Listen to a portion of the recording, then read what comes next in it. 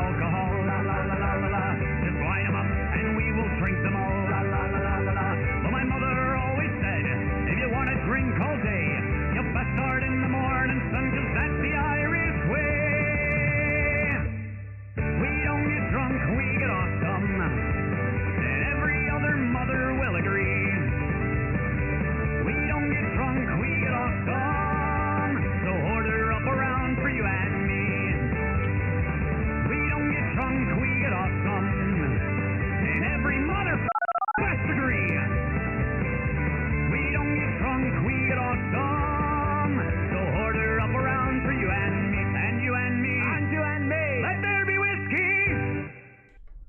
Hey everybody! Welcome to Nerds with Alcohol. I'm Chris, I'm Russ. and this is episode 210. 210, back in the virtual nerd basements, guys. It's been a week. It has been a week. Sometimes Hey CD. Hey Renee. yeah, hi guys. Sometimes I like to open with jokes and funny stuff, and I can't really bring myself to it right now. Tonight it's open with a drink because that's pretty much what we've been doing for the last week. It's been hell. What we saw the day after we recorded the show last week, what we saw that day on January 6th, 2021. January 6th, 2021. To me it's not quite on that same level, but I mean, it's another one of those days like 9/11 of the remember where you were when this happened. 9/11, the shuttle disaster. Yes, all like those types of things. Those key moments in history that are gonna be remembered, and certain people will be remembered for them. The traitors traitored. Exactly. I was more or less flabbergasted. I mean, throughout the entire day. I was shocked. I was devastated. Mm-hmm. I was disgusted. Yeah. But I can't say that I was surprised. No, I'm not really. Thing. Yeah. It was funny, actually. You're the one that woke me up to it because I was, my sleep schedule is really weird right now. And so I got up late and I was futzing around the house doing things and I was like, I knew that there were things were going on, gonna happen in Washington, but I didn't envision them storming the Capitol like that. I didn't envision that, but I have fun storming the Capitol. Right? You think it'll work? It'll take a miracle. I figured it would. I checked the news later and but I was busy, and then you texted me as like, Are you watching the news right now? And I was like, no. And you're like, they're storming the Capitol. And I dropped everything. And because you texted me, and then I spent the next like 90 minutes basically looking at news reports, looking at things. And then I finally got back to you and it was just like, holy fuck. Well, it started with me. I was working and I'm in the basement. I've got a TV there, but and occasionally I'll have CNN on if something like during the election, I had it on in the background so that I could see what the election results were and stuff like that. I wasn't thinking about the fact. I mean, I was going to check it, and I had checked it earlier that morning to see that they had started the voting or the counting and all that. And then I saw that they were going to adjourn, and I shut it off. I'm like, I'll come back to it later. They got 2 hours where they're just going to argue things. And then Renee texted me saying, "What's going on at the Capitol?" And I'm like, I don't know why. And so I turned it on and saw all hell breaking loose. And I was like, that's when I started texting you and a couple other people. I'm like, hey, are you watching this? Right. What I saw, I never ever thought that I would live to see the day that the rebel flag was carried into the Capitol. I never thought I would. Not even during the Civil War. Right. Did that flag make it to the Capitol grounds? Apparently that flag came in much later, near the end of the Civil War, is like within the last year. It was actually, somebody was telling me it's actually the civil battle flag. It was like it's Robert E. Lee's battle flag. Right, exactly. And so yeah. And he said at the end, he even said that flag should never be flown again. Mm-hmm. we fought a war. We won a war so that flag would never be seen again. And of course it has shown up in that they were taking American flags down and putting Trump flags up. Yep. They obviously 5 people died. 5 people have died because of direct results. I believe one possibly died. One of them might have died. Somebody committed suicide too. One of the cops committed suicide. The fact that these people that were the ones that have initially were the ones that touted like Blue Lives Matter were attacking police officers, that were hurting people, killing people. Now, I think the fact that the woman that was shot and killed, I think it was a tragedy. Yep. I think that should not have happened either. But at the same time, she was committing a crime, and those people were fearful for their lives. People showed up with weapons, with guns, with bombs, and but it's not IUDs, IEDs. But IEDs. There was it was absolutely ridiculous, and I've heard people say like, well, now nobody's going to be able to protest. No, that's not true. These people they broke constitutional law. You're allowed by Constitution the right to peaceful protest. And these people did not peacefully protest. And most of them admitted that. Yeah. I mean, that there was, oh my God, the one video that I saw of a woman who was crying, and a reporter actually, because that's the other thing. Yeah. Not only did these people do all this, but they stopped and posed for pictures, put shit up on social media, right, told reporters exactly who they were. Right. They're not wearing masks. Yeah, they're not wearing masks. During a pandemic. So, like, this one woman, she's crying and she's walking across this thing, and there's a guy with his arm around her, and this reporter stops and says, hey, what's going on? And she's like, they maced me. Yeah, and she's crying, they maced me. And it's like, well, were you in the cat? Yeah, I made it like it's a revolution. And they maced me, and they're like, well, okay, well, who are you? Where are you from? And she tells them exactly what her name is, where she's somebody from Knoxville. Yeah, and she's like, and he's like, well, what were you doing there? Well, what do you think? It's a revolution. It's not a revolution. It's not a revolution. No. So that's the other thing too. Is when people have compared it to like Black Lives Matter, and they've compared it to no.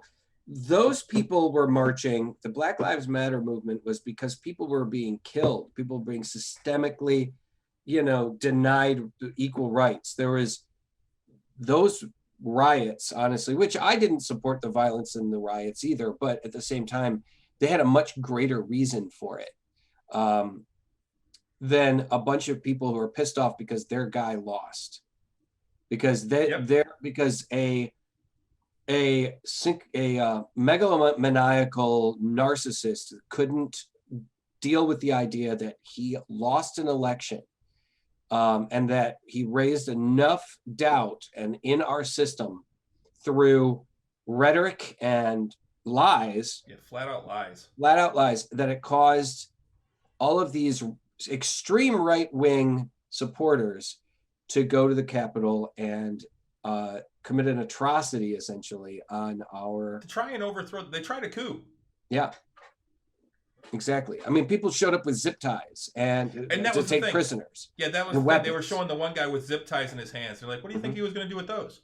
Yeah. And there was one person that was heard saying that they should be executing congressmen on the lawn 4x4. Yeah. And for some of which for like straight up, like because they felt that they had betrayed Donald Trump.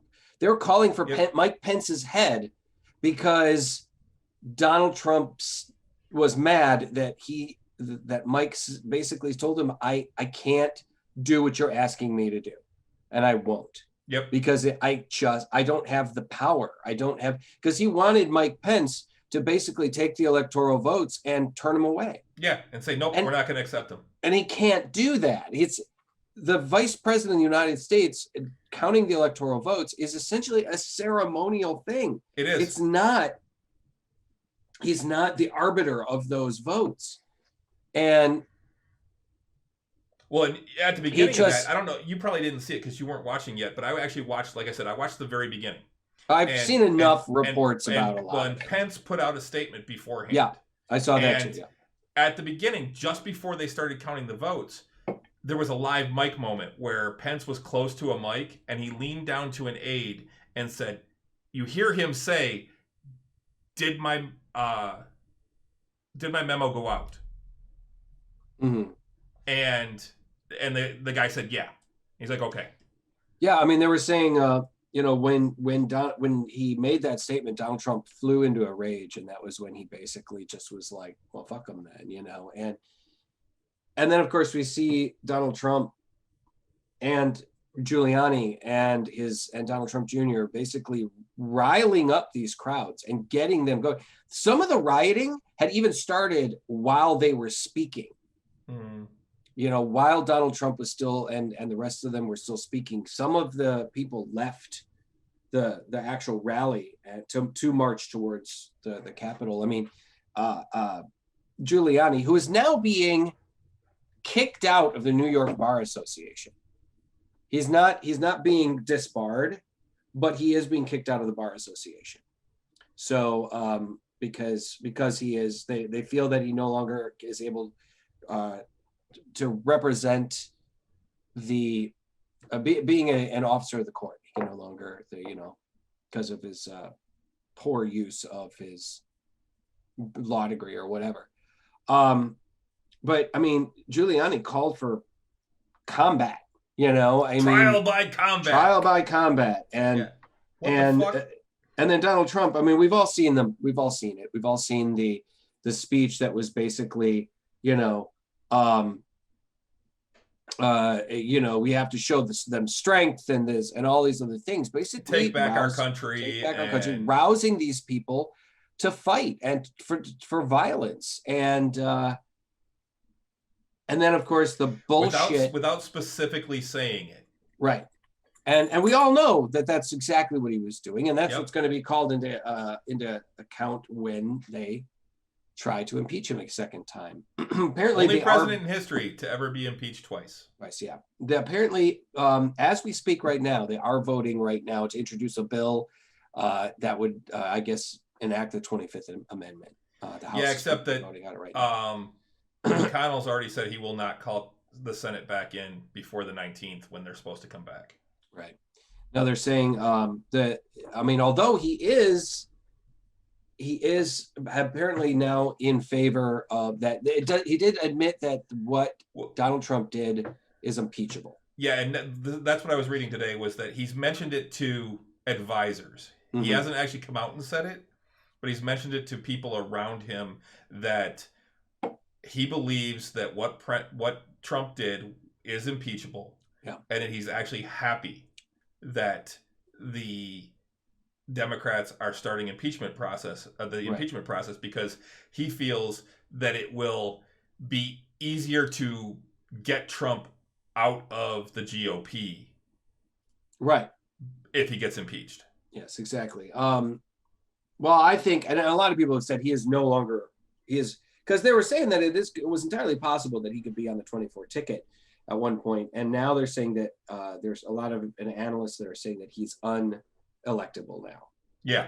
And it just amazes me though too, that this is the final straw. I still am amazed that this didn't, There were a bunch of us that saw this shit 4 years ago. Sure, absolutely. But I just feel like, the grabber by the pussy shit, or making fun of a disabled reporter or things like that I just was like, how could those have not been the last straw? Yeah, that was the thing. It took him inciting a riot.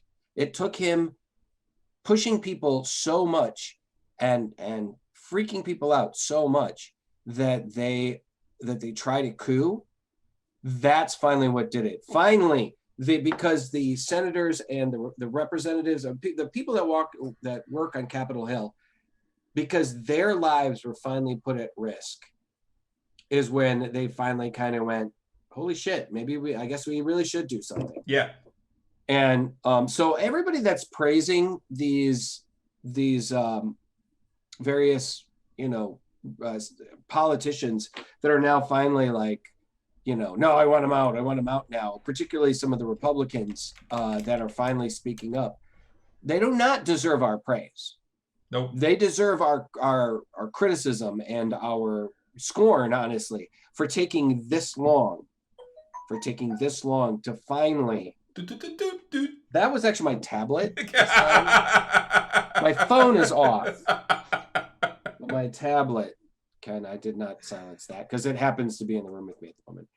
But anyway, but yet also there's a bunch of Texas lawmakers that have called for Ted Cruz to be kicked out. Yeah. Well, that's the thing. Now they're not only coming down on Donald Trump, they're coming down on all the politicians that the sycophants, exactly. All of the Republicans that were signing against the Biden's win. Apparently, all businesses that normally would be giving money to the Republican Party have stopped. Almost all donations to Republican Party members, particularly ones that we know to have signed that fought against Biden's certification, are basically all of their donations are drying up. And that's the thing. I hope that they do. I hope that this causes the Republican Party to suffer for a while. Oh yeah, me too. Because they deserve it. For letting this happen, they deserve what they get. It's time to reap what you sowed. They did, and they absolutely have. And like I said, a friend of mine said, was questioning. I saw a post basically that questioned, how do you know if you're on the right side of an issue? And the post basically said, look for the Nazis. If the Nazis are on the same side as you are, you're on the wrong side of the issue. And I kind of went, holy shit, yeah, that's absolutely correct. Because there were, like I said, I was listening to some of the crazy, just absolutely crazy, conspiracy theory stuff, and enough of these, I could see how some of these people were swayed, conspiracy theorists, people that already had a problem or had issues with the government or already were questioning things. And one of my friends said, well, they said they investigated for voter fraud, but how could they investigate something so big so quickly? It should have taken longer. And I'm like, all right, well, that does make sense. But when you really think about it, a lot of this stuff is computerized, and a lot of it is very automated. And there's a lot of things that can probably be done very quickly to investigate whether fraud happened in situations like this. And then on top of it too, it's like, eventually you have to believe the professionals, people who it's their job to investigate these kinds of things. Impartial third parties, or even both parties, have said the same thing. Exactly. And because that's, you can't keep saying, no, I don't believe it. No, I don't believe it. When experts, and it's like people going to the, not believing the CDC about COVID-19. Yeah. You're not going to believe the people that their job is to investigate contagious disease. These are experts in their field. Why, why would you not believe them? Oh, well, they have an agenda. They have an agenda. They have their only agenda is keeping the people safe from getting sick. They're not like selling, the CDC is not selling, vaccines. Yeah. Not selling medication, it's, so you kind of have to eventually have to believe, particularly like you were saying, when both sides said, look, there wasn't any fraud. fraud. There wasn't, it's fine. And that's the other thing too. It's like, somebody else was saying, well, what if we were on the other side? What if they suddenly took away gay marriage rights, or they took away they took away abortion? Would you march on the Capitol? I said I would march. I wouldn't storm it. I wouldn't storm the Capitol. I wouldn't run in there with weapons drawn. That's not how things work. You do that when you're a Central American dictatorship, a banana republic, where people are being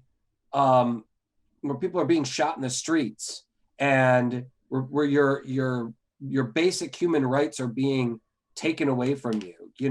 When it's the Handmaid's Tale, that's when violent revolution becomes necessary, not when your crazy, racist, narcissistic president can't get over the fact that he lost.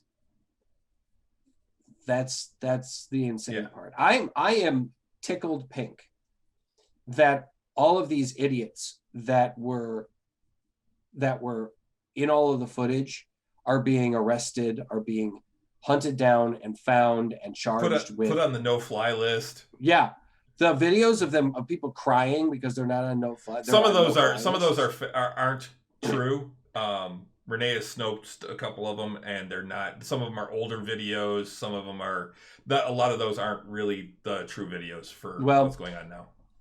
Even so, the fact that they are like the guy that took Pelosi's lectern. He got arrested. I guess they found it. He didn't take it home. I heard somebody. I had heard at one point that he had put it on eBay or something, but no, they'd actually found the lectern like a couple blocks away. But the fact that he took a picture of him smiling, carrying it out, and he was recognized. He was a stay-at-home dad living in, I think it was Bradenton, Florida, not far from where I stay in Tampa. And his wife is a doctor. He's a father of 3 children, or 5 children, actually. I think he was a father of 5 children. And he got arrested. He got arrested. He got he's 36 too, 36 and 5 kids. He got I guess he is out on a $25,000 bond, and he has a bracelet, wrist tether. An anklet tether. And the only place he's allowed to travel outside of the state is to DC for his trial. They've caught the guy who put his feet up on Pelosi's desk. They of course he's like some gun lobbyist in he's Arkansas. A crazy sauce person. They caught the guy that of course Jake Angeli, the dude with the shaman. Yeah, QAnon shaman. QAnon shaman. Apparently, he also has not eaten since Friday because the jail that he's staying at has not been able or has not fed him organic food. His mommy said that he gets sick if he doesn't have organic food. So a judge did rule that the jail will be providing organic food for this idiot. Yeah. Well, when a spaceship comes for him, he'll just be out anyway. So. I loved it how, like, when people started saying things like, "Oh, well, it was Antifa and BLM, and they're the ones that actually did it."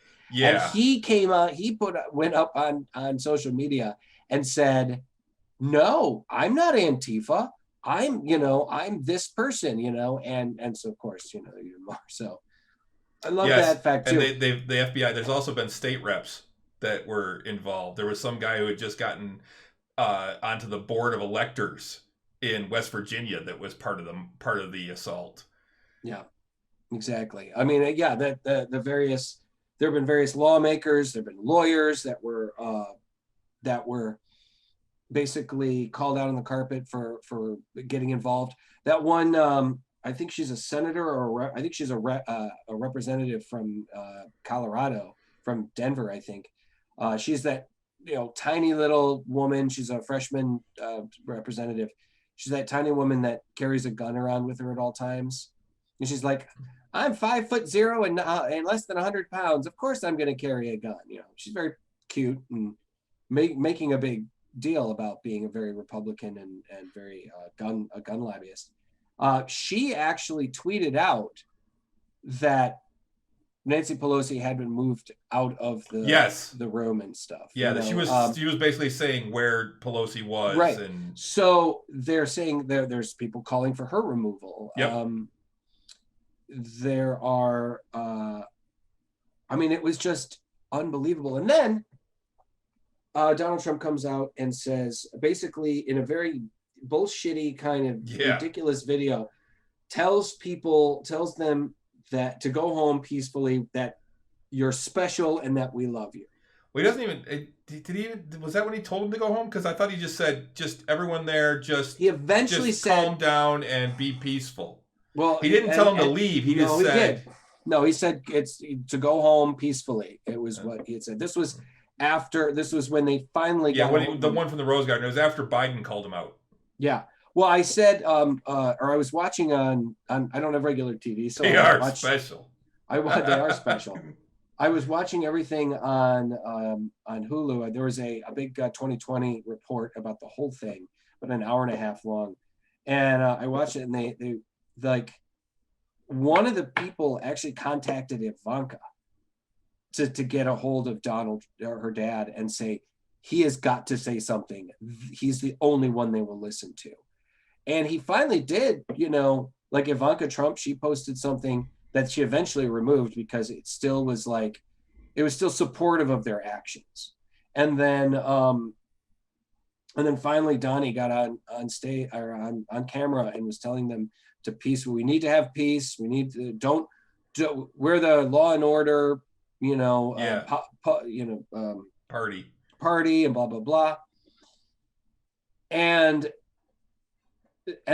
But he was still like, they stole it from us, but we're gonna win, and I love the fact that the lies. Yeah, I love the fact that it was his son's birthday, January 6th was his son's birthday, and he actually told the voters, told his supporters that he loves them and that they're special, which is something he probably should tell his kid.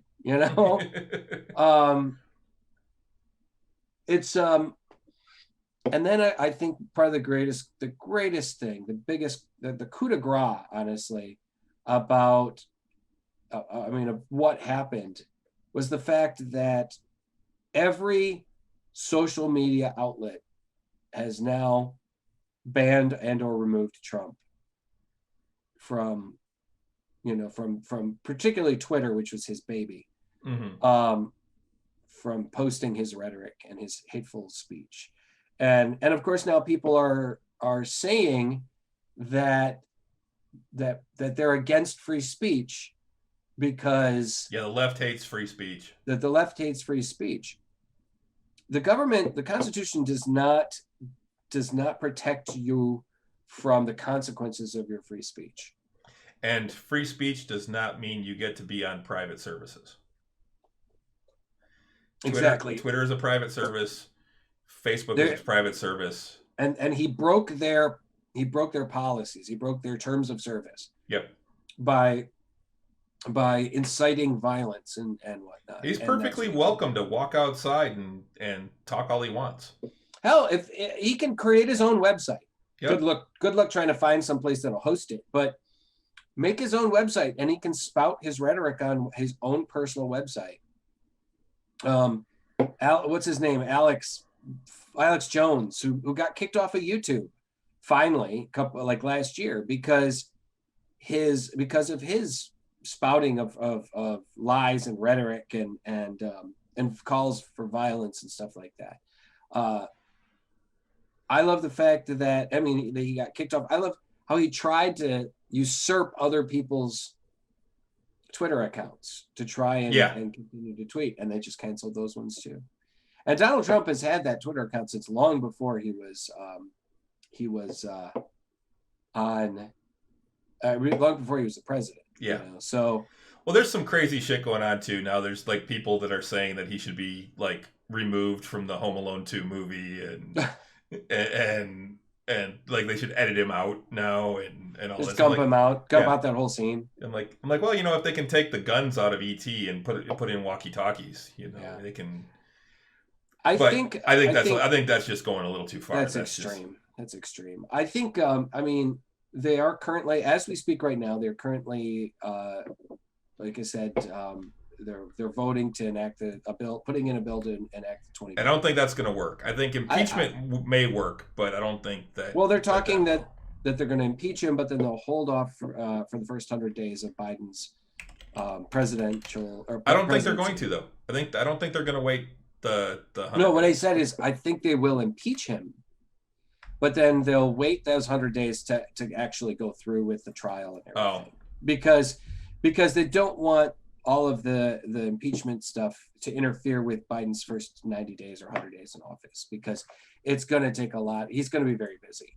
They're going to deal with COVID-19 and but the thing is that won't be that. I mean, there's going to be a lot of things coming through the House and the Senate.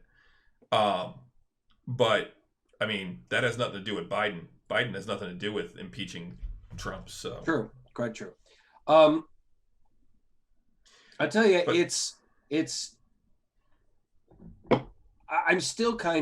I'm still processing a lot of this stuff. You know, the first thing I do when I get up is I immediately pick up my phone and start looking through the news announcements I have on my phone and stuff to see what else has happened, where else we're going at this point. You know, what the next step is, because I'm really freaked out. I mean, they're saying, like, oh, that was the other thing. You know, Parler was another reason why they're saying that the left is anti-free speech, is because Amazon basically stopped. They were on Amazon's web hosting service. Yeah.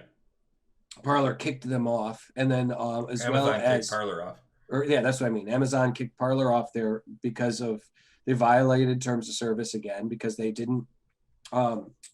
weren't policing their site because of all the violence and the calls to arms. And for the same reason why the iStore and the Google Store basically both removed the app from their stores. And finally, now they're saying Parler was like, you know, unless the owner of Parler basically was like, well, you know, my business is over because you guys have basically made it so that I can't do business.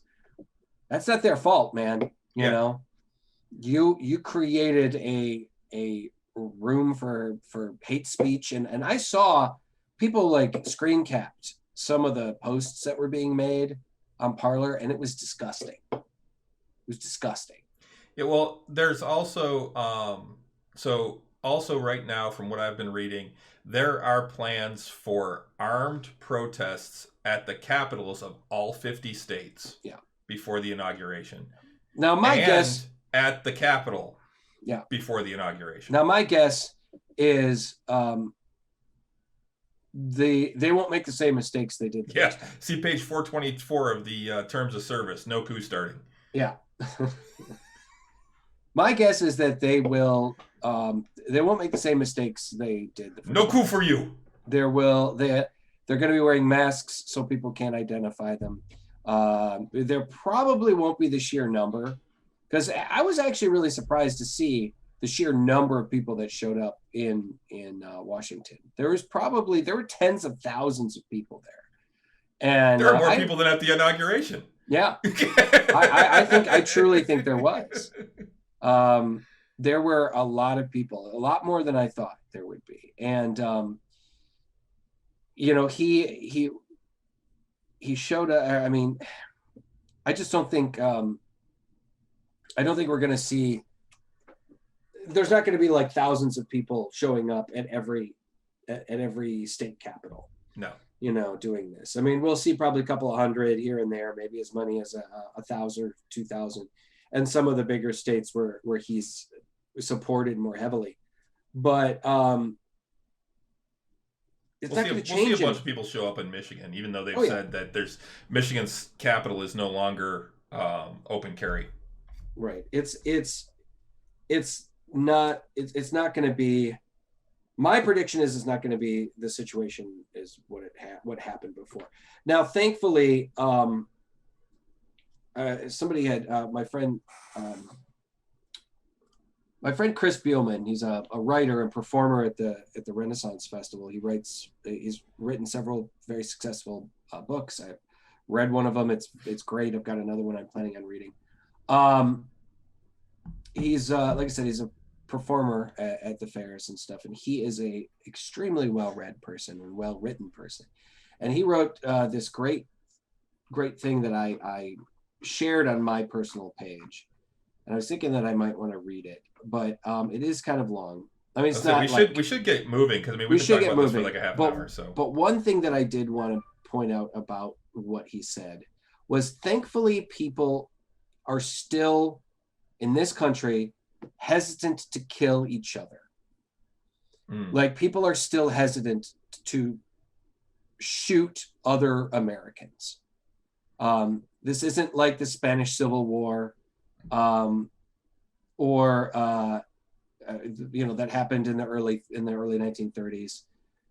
This isn't like the things that happened in like Brazil and the Philippines and various other places where revolutions happened because they had to happen, and not because people were lied to, and because people were deceived about what was going on. Thankfully, that's something that we can believe and we can hold on hope to. This isn't 1936 Spain, it's not 1917 Russia or 91 Yugoslavia or 94 Rwanda, and every other nation that lets its internal differences be decided by the gun, the bomb, or the machete. These nations did not rise to greatness after their civil strife. They fragmented, bled, grieved, suffered, wasted decades in aftermath. Remember that our own nation did not rise to international prominence for 50 years after Appomattox, which is where the peace accords were signed after the Civil War. It's not too late for us, but just barely. I implore us all to check our tone with those we disagree with, but also to call our lawmakers and insist that our institutions be well defended and that those who abuse their office to incite riot be held accountable without exception. So that's kind of how he ended it with Viva España, God bless America. Good luck to you and me, and to me and ours. We'll need it. I will cross-post this on I'll share it on the Nerds with Alcohol page for those of you who may want to read it. It's really, really great. I think we should move on, Chris, because we could spend What are you drinking? Let's get into that. All right. Well, right before I just want to, one last thing, guys. Just keep an open mind and keep a calm head. And just remember, we're all Americans, and this is not a time for revolution. And I'll just finish that off with, be excellent to each other. Yes. Speaking of, your wife needs to come by my house and pick up your Blu-ray.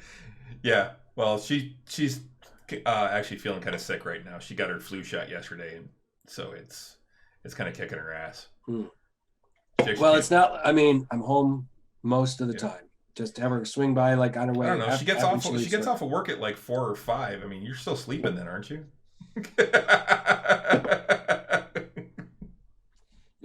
You can blame Cyberpunk 2077 for this shit. We'll get into that in a little bit. What are you drinking though? I've ruined my sleep schedule because of it. No, I'm usually awake by 3 or 4 o'clock, smart ass. Tonight I'm drinking something from Farmhouse Cider Company out of Michigan here. It's a Michigan hard cider. This one's called Midwest Nice. Midwest Nice from Farmhouse. Yeah, so because it's Midwest Nice. It says, it's a classic. Yeah, it's a classic. It's 6.5%. It says only 1 gram of sugar, total sugar, in a 12 fluid ounce can. Semi-sweet classic made with 100% Michigan apples, the most agreeable cider around. Grab some extra to share with your neighbor at the next potluck. Fermented and packaged in Hudsonville, Michigan. I I'm not so crazy about it. Oh yeah. Well, I've liked the farmhouse ciders. They've got a couple of they've got their brunch cider is great. They've got a couple other ones that are really, really great. This one, I don't know, man. Let me take a little sip here.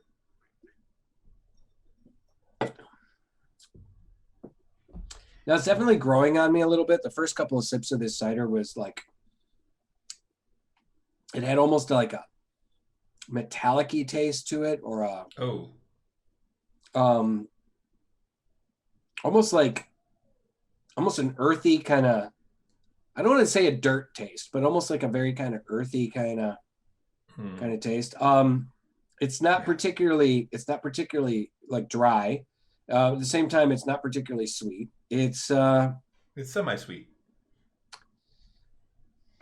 It's got a the aftertaste isn't terrible or anything. It's got a nice kind of apple flavor aftertaste. I don't know if I'd get this again. I don't think I would, actually. I've got a 4-pack in there that I will end up drinking because I bought it. But I don't hate it, but I don't think I'll end up getting this particular batch or this particular, type again. It's just I'm just not super crazy about it. So and like I said, normally I like Farmhouse. They've got some great ciders. So this one just might be, I don't know, just not jiving on it. It's not what I like. As Renee said, I'll just sneak right by you there. Yeah. Well, just gonna sneak by you.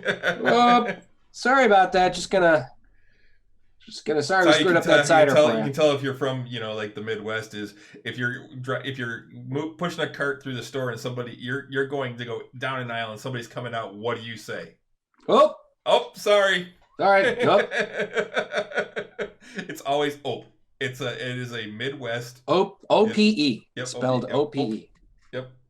It's a Midwest thing. Well, I am drinking a beer actually by Guinness. But it sure doesn't look like a Guinness. And I've already drank like half of it because we've been talking so long. But this is actually the Baltimore Blonde. Nice golden color there. This is by Guinness, but it's made in Baltimore, Maryland, at the facility there. So we refined our original blonde recipe for brewing at our Open Gate Brewery and Barrel House in Baltimore, Maryland, the first stateside Guinness brewery since the mid-1950s. And that's the label there. Okay. With the Maryland flag on it. It definitely has the aroma of a blonde, and it definitely got the color. It's very, very clear. Very clear. I'm going to take another sip here. So, I'm not exactly sure how to describe blondes. It definitely has a little bit of a, I've always thought of it as like a little bit of a funk flavor to it. It definitely has a lot of flavor, and actually, the more I've drank of this, it's the more it's kind of grown on me. I'm not a huge fan of blondes to begin with. They're not normally my favorite style, but this one's actually pretty good. I'm going to give it personal taste. I'd say I'll give it like a 3. Style-wise, it's probably more like a 3.5, 3 3/4. But personally, I think it's a 3. If you like blondes, you should check it out. It is a newer one. The only thing I will say, it's 5% ABV, but like all Guinness products, pretty much, the bottles are 11.2 fluid ounces. So they actually do put them in smaller bottles. Mm-hmm. That's actually a Guinness thing. Guinness beers all come in that as well, or they come in the bigger, full 1 pint cans. Actually, they're only 14 ounces. I don't think they're even a full pint. So that's one of the things with Guinness. You do get a little bit less beer when you're buying them, but overall, it's not bad. Like I said, if you like a blonde style, the Baltimore Blonde is one I would say, yeah, give it a try. All right. So all right, on to some other stuff. Big thing today for us, D&D news. Yes. new book was announced today. Yes. Comes out March 16th. And it's called Candlekeep Mysteries. And yes. It is a collection of 17 short adventures for characters levels 1 through 16. And they're all based on books, supposedly, that you can find in Candlekeep. So it's basically you find a mysterious book and it leads you on to an adventure. Yeah. It's essentially, from what I understand, they're very mystery based. So yeah. And it's probably less combat oriented or what you would consider a traditional D&D adventure. Yeah, depending on how they've written them, yeah. But my thing is that I'm like, okay, well, I'm actually kind of disappointed in that. I haven't seen what the price is or anything. I know you can pre-order it, but if it's the same price as a normal D&D book, it is $29.99. Okay, then yeah, I'm a little disappointed in that. I don't know that I want to spend $30 on 17 short stories. Well, I think what they could probably what it might be good for is getting things started, getting the ball rolling, on an adventure. I mean, I can use that type of thing with our adventure with the Temple of the Open Mind. I could have those books in there as well that you guys could find if you go back there at some point and use them as adventure hooks. But I can do that as well without spending $30 on a bunch of short stories that I might use 3 of. Right. That's one of the tough things about buying online and stuff like that. Why I still prefer quite often, unless I'm absolutely sure I want it, going to the bookstore and buying it. I mean, there have been and looking through it. I mean, there have been times, honestly, when I've been a little short on cash, maybe I'll see something at the bookstore and I'll still go and order it on Amazon because I can get it for $15 cheaper or whatever. But yeah, I mean, particularly on a game book, I definitely want to see. With everything that I'd been hearing that they were going to be releasing, that one of the things they wanted to do was there were 3 or 4 classic campaign settings that they wanted to release for 5th edition. Right. I was really kind of bummed to hear that this was just a bunch of short adventures. I was hoping for either Dragonlance, because now that the lawsuit's been settled, dismissed or dropped, or Greyhawk. Or, I mean, even one of the other rumors has been Dark Sun was one of the ones that they might be doing. And I think it would be so cool to revamp Dark Sun. And see, I was never a big fan of Dark Sun. I was never into psionics, and that was based too much on psionics for me. Right. I just thought the Dark Sun was the first time that they had taken the setting and really turned it on its ear. I mean, it was completely different from almost any other of the settings. So I did see that they are, that there is a new Dragonlance novel going to be released, and because apparently they did settle, or somehow they settled. The lawsuit was dropped. They somehow settled the conflict that was going on between Wizards of the Coast and Margaret Weiss and Tracy Hickman, the original writers of Dragonlance. So I guess the new book is going to be released, the first new Dragonlance stuff to be released since 2008, apparently. I think 2008 was the last time they put out any kind of Dragonlance anything. And Joe Manganiello recently tweeted that he had stats for 5th edition Draconians, which makes sense considering Arcan the Cruel is Dragonborn, is a Dragonborn, the part of that race. And they did essentially take the Draconians and tweak them and make them a playable race in Dungeons and Dragons, because that's where it kind of came from, was from Dragonlance. So I was really hoping for Dragonlance stuff, and who knows, we could still see this year some more Dragonlance stuff. I doubt this was the last big book that they're going to bring out in 21. So hopefully we'll see some more. I think that, I mean, D&D, they're constantly trying to put out new product, and I as long as they're not putting out a 6th edition, I'm happy that they're putting out more supplements and books like that. Yeah, me too. I will flip my fucking lid if they put out a 6th edition before 5th edition is 10 years old.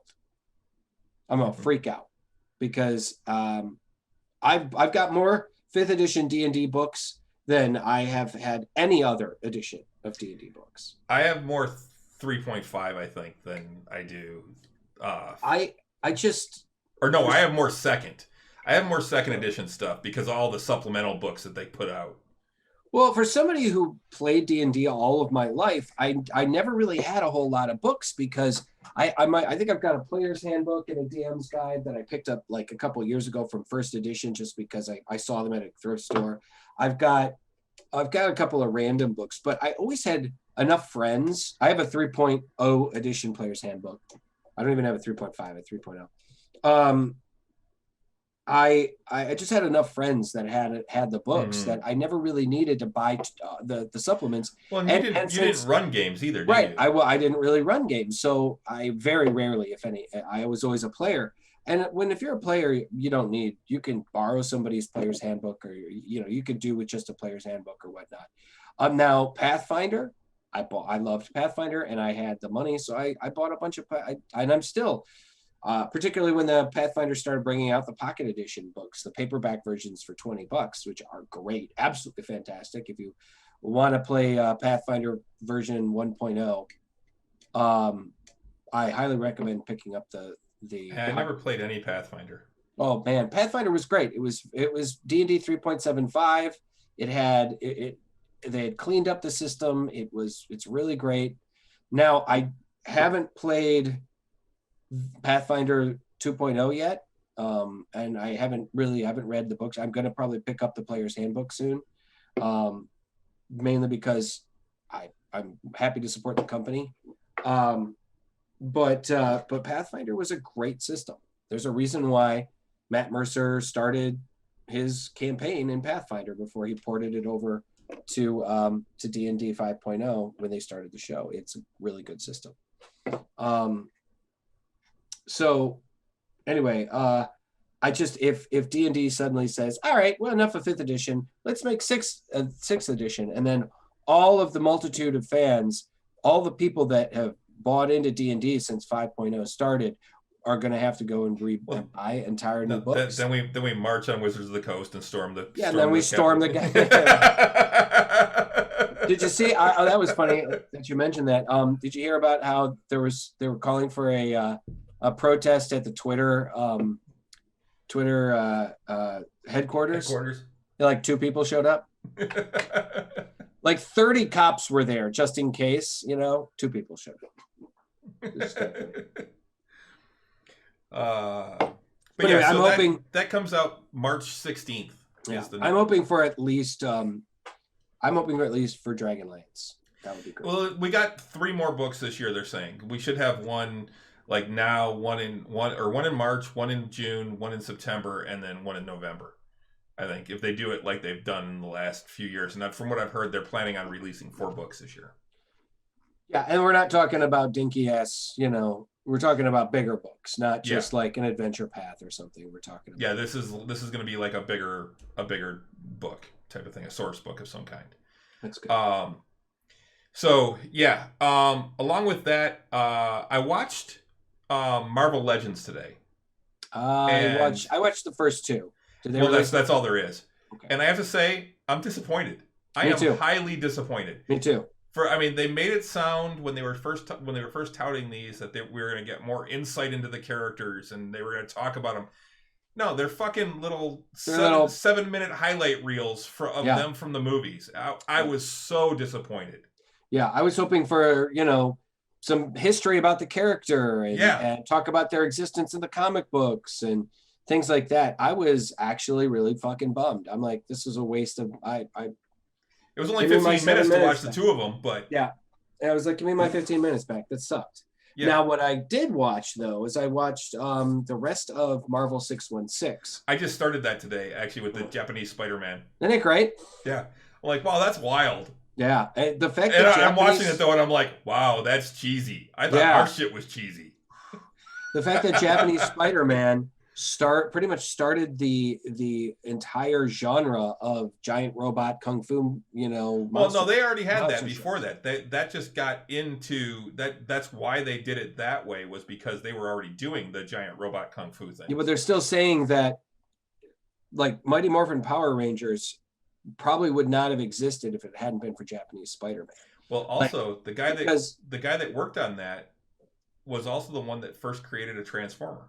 Right. Yeah, exactly. He was the first guy to conceive of, because Spider-Man's his robot spaceship, it was the first one to actually like transform into his from a spaceship to a robot. Yeah. So it was I mean, if they did have, I think what you're saying is they did already have the kung fu like action shows, but they didn't have the giant robot kung fu action shows. No, they did. Like, that's just it. Because all those shows were about. They even said at the beginning, they said that they had to change it and add the robot and stuff to it because that was huge over there at the time. And everything, all the TV shows that they did like that were based on the ability to sell toys, and the giant robots were selling huge. Right, but I seem to remember them saying something to the effect that Japanese Spider-Man essentially created the genre of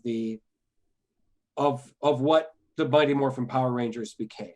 Everything, I've only watched the first half, but okay, everything everything that they've said so far is that it just kind of came in, and that they changed Spider-Man to be like that. Okay, because that's what was successful at the time. I'm fairly certain at the end of that episode, they'll probably see somebody say something to that effect, that if it wasn't for a Japanese Spider-Man, we wouldn't have had the Mighty Morphin Power Rangers. But still, I mean, he's wearing this big bracelet, and he hits the button, and it shoots his suit out that way, and then all of a sudden it drops back in front of him, and then it's on him, and he does a zipper and then covers it. And and he pulls it up, like, or he pulls it up forward, I think, like this, the mask, and then he pulls a zipper and it zips up the back. And it's like, it ran for a while too. Apparently they made like 60 some odd episodes, and nobody in America even knew about it until a few years ago. It's because they were only allowed to do it in Japan. And that was the thing. Stan Lee approved it. Yeah. And said, yeah, go ahead and do it. Just keep it over there. Only in Japan. It can only be. He said he loved it. Yeah. And he said he loved it too, but he said, yeah, only in Japan, because it was so strikingly different from American Spider-Man. I mean, completely different. The only similarity is the costume, really. Spiders talk to him. Yes. Oh. He was given the powers by some alien, and who saved his life because his father, who was an archaeologist, got killed by those guys, and he almost died. Oh man, it was crazy. But yeah, I watched the rest of them. I think actually I still gotta watch the last one. But they're really great. I know I did. I think I watched all of them. They're really, really great. I was surprised that one was an hour long.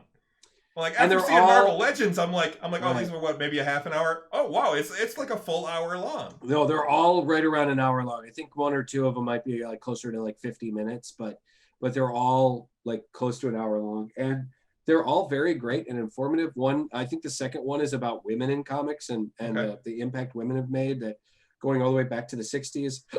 Excuse me. There's one that's all about cosplay, and that was really great. There's another one where they actually spotlight a number of the comic book creators, and they talk about the Marvel manner of making a comic book, and about how the writers work together and with the artists and stuff like that to create, and how the way Stan Lee kind of created the process of making comic books kind of isn't done as much anymore, but there are a few writers that still like to stick to that older style. Mm-hmm. That most comics are written in full script format now, and that the artist gets the script, and then the artist has to kind of create the script, so yeah, it was really, really cool. There's another one about a couple of Spanish artists and about how they're working and how they got into working in the industry and stuff. And I just thought that those were really, really fantastic. Oh, Paul Scheer's the one that he did, Paul Scheer, is really great because it's about him finding a lost Marvel property that he could potentially revamp and turn into a show. And he finds this comic book, this 4-issue miniseries called Brute Force, which was about these animals that had been given devices that made them smarter and gave them like armor and weaponry, and they became the Brute Force. And they were, and it was basically the Brute Squad. It was basically a comic book that was built. It was an experiment for like, we're going to make this comic book, and then we're going to make toys based on these comic characters, and then try and sell the toys, as opposed to the toys and the cartoons starting first and then having like comic books and other stuff made after that. So they kind of tried to do an end run and try to figure it out. And it was so, and Paul Scheer is a comedian and an actor and a comedic writer and stuff like that. And he has written some comic books too. So that his episode is actually particularly funny. So, but yeah, it's Marvel 616, really fantastic. It's on Disney Plus, guys, if you want to check it out. Pretty much 8 hour-long documentaries about Marvel. And it says it's season 1, so I don't know if they're going to do more, but I think they probably will. I think they're really fantastic. I hope they do anyway. Yeah. But speaking of Disney and Marvel, WandaVision starts on Friday. Yes, WandaVision starts Friday. I was actually going to bring this up. They Marvel has revealed the runtimes and episode counts for WandaVision, Loki, She-Hulk, and more Marvel shows. They also did confirm that Oscar Isaacs has been cast as Moon Knight. Yep. So that should be really great. WandaVision and She-Hulk will have shorter episodes. This is expect feature-length adventures from Marvel on Disney Plus at length, at least in terms of combined runtime. Marvel Studios President Kevin Feige has given ballpark figures for how long each episode will be and how many episodes we're getting for the likes of WandaVision, Loki, and even Moon Knight. We're looking at it as developing the Disney Plus shows as either 6-hour episodes or 9 or 10 half-hour episodes. Yep, that's what I saw too.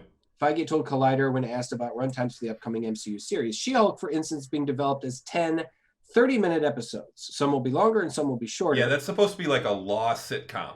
Yeah, it's supposed to be a little funnier. She-Hulk is consistently her comic book for the most part, except for one of the more recent ones. Has always been treated as a little more tongue-in-cheek.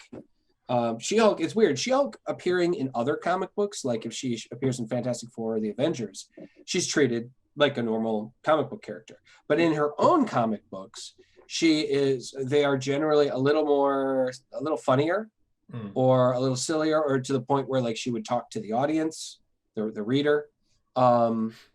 Different things like that. I love She-Hulk. I think she's fantastic. And I'm really looking forward to this comic or this show. They've already said they're talking about, God damn it. They already said they're talking about bringing back some of the other characters from the various Marvel movies that have been Hulk related, such as, Mark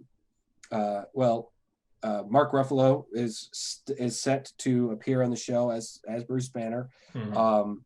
They're also, Thunderbolt Ross is supposed to appear on the show, possibly bringing in the Red Hulk, because he was the Red Hulk.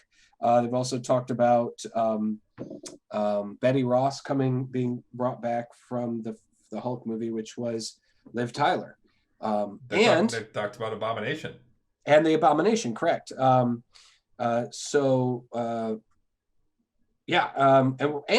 also said that potentially Kristen Ritter, who played Jessica Jones, could also be making an appearance on the show as well. That's really fantastic because also it was recently just said from Kevin Feige, don't count out seeing Luke Cage, Daredevil, or Jessica Jones on new shows or. Yeah, Iron Fist is probably gone, but I don't think as a show, Iron Fist probably won't show up again. But I wouldn't be surprised if they bring back that actor for. I wouldn't be surprised to see Heroes for Hire because I know they were talking about doing that. That would be awesome. I fucking love it, and particularly like I said, the Iron Fist shows. Although the second season was a lot better than the first season, the Iron Fist show. The character, the actor of Iron Fist, when he was playing Danny Rand, was a lot better when he showed up in other shows. Yes. When he showed up on on Luke Cage in the second season, I think, he was a lot better. Even in the Defenders. Even in the Defenders, better. Right. It was that first season that was just really rough. Colleen Wing was great, though. Colleen Wing was fantastic. She was absolutely fantastic. That was some of the things, like I said, I think that was some of the parts that I liked about the second season of Iron Fist, because it set up the other characters like Colleen Wing. It set up Misty Knight a little bit more. It set up the Night Nurse as well too. So I think that could be potentially really, really cool. In fact, I mean, I've always loved Rosario Dawson, and I think seeing her as Ahsoka was just incredible. Yeah, exactly. And so her character in the Marvel shows has been really great. Unfortunately, it's really hard to get like the Blu-ray sets. They've only released, I think, season 1 and 2 of Daredevil. They've only released season 1 of Luke Cage, and I think only season 1 of Jessica Jones. So for whatever reason, Disney is notorious for not wanting to release DVD sets. So waiting until does Disney even own the rights to those right now? Because Disney owns the rights. Disney owns the rights to the characters, and I don't know. I'm not sure. So anyway, but to go back, it says She-Hulk, for instance, blah, blah, blah. Okay. Which is being developed as 10, 30-minute episodes. Some will be longer, some will be shorter. Loki, Falcon and the Winter Soldier, and Falcon and the Winter Soldier is being developed as 6 40 to 50-minute episodes. Moon Knight will also fall into the latter bracket of a smaller batch of 6 longer episodes, something that will be music to the ears of Marvel fans who routinely saw Netflix series involving the Defenders run out of steam after 13 episodes in a season. WandaVision, meanwhile, is set to premiere its first 2 of its 9 episodes on January 15th, which is this Friday, and will each run at about 30 minutes. In total, the new Marvel TV shows on Disney Plus will amount to roughly 300 minutes each, meaning a 5-hour runtime. Avengers Endgame, eat your heart out. There will also be more shows on the way. Talking to Deadline while promoting WandaVision, Feige was asked whether he would revive the Netflix-era superheroes. Well, certainly you've seen what we announced at Comic-Con a year and a half ago and on Disney Investor Day a few weeks ago, so that's our focus. But I've been at the Marvel long enough to never say never about anything.